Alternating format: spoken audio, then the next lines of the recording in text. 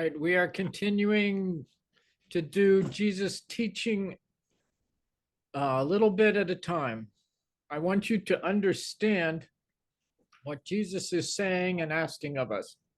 As I've said before, Jesus has come to make us into a people defined by inner commitment of our heart that shows itself in outer commitment of our lives.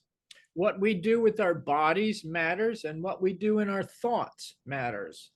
Jesus is teaching what you will be like if you are a follower of Jesus.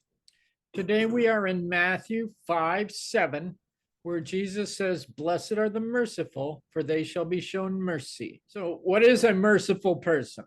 Well, first of all, they control their own anger. They don't get offended easily.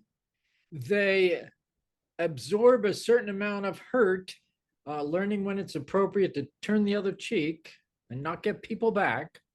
They have a servant's heart.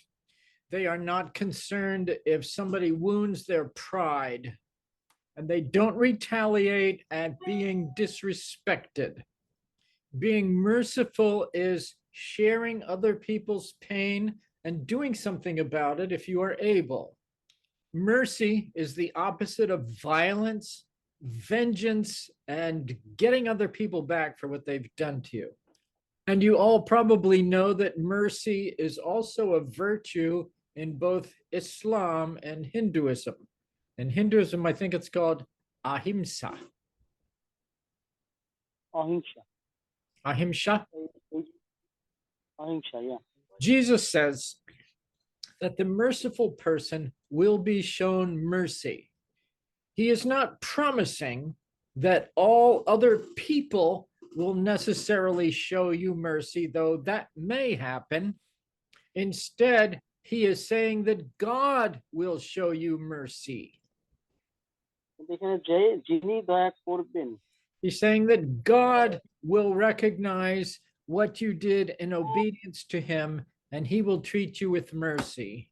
So what comments or questions do they have about this verse? So likely seems to be mixing up with kindness, Yeah. and then with love. Love and kindness, they're different. They're saying if I love someone and keep loving, that's one other thing. If I want to give someone and giving, and I will have no more left. Yet if he asks, then still I will give. Then I will become angry. Then it might make me angry. So is that another brother said that he thinks that anger and kindness goes in parallel. Who can get angry? He can give help, share, or show kindness. Who doesn't have anger cannot show kindness even. So it's a mixing up. I didn't understand full of it from them, but maybe they didn't understand full of my saying even also. But what did I say? Did you understand what did I say? Yeah. Well, love and mercy are a little bit different. Yes, but the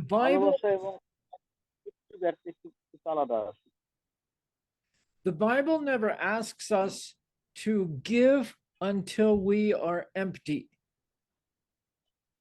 Bible আমাদের কি কখনো আমাদের দিতে দিতে শেষ হয়ে যাব এরকম দিতে বলে নাই। That certainly is a choice that you can make, but if we all give until we are empty, we will all have nothing. যদি আপনি দিতে দিতে সব দিয়ে দেন, the Bible, when it asks us to help each other,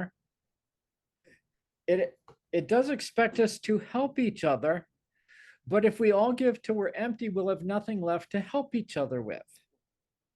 Okay, that was okay. You say, but I want to thank you because it made many things clear.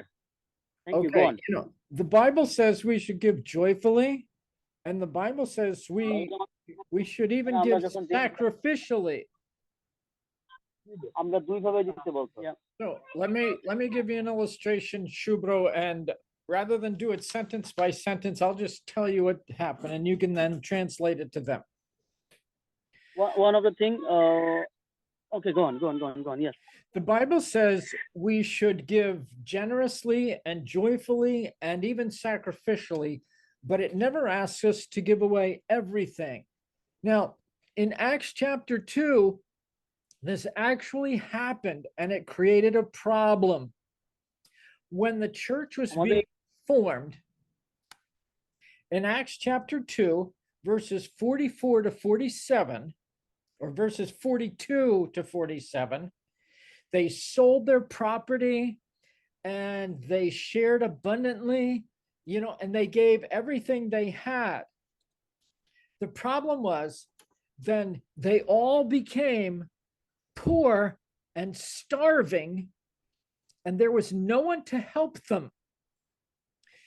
And Paul, actually, part of his going on missions trips was to raise an offering to get money so that these people didn't die because they had given everything away and left nothing back to even take care of themselves and each other. So that is not sort of the model for us to follow. So I would make a request to you. Means we will show a Jesus film today to them from after 8, and this lesson that this topic had come out is very important. I think they are getting it very good.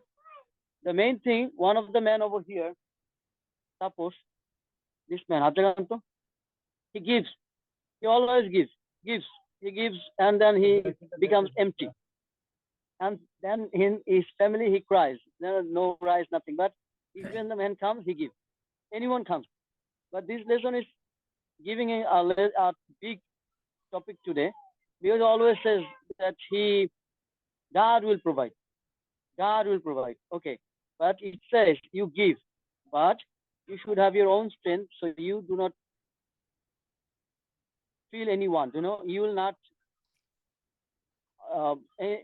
stretch your hand to another person to act something. So keep some strength with yourself. And if you want to give, earn it, then give it. That's something, a sense that comes out from here.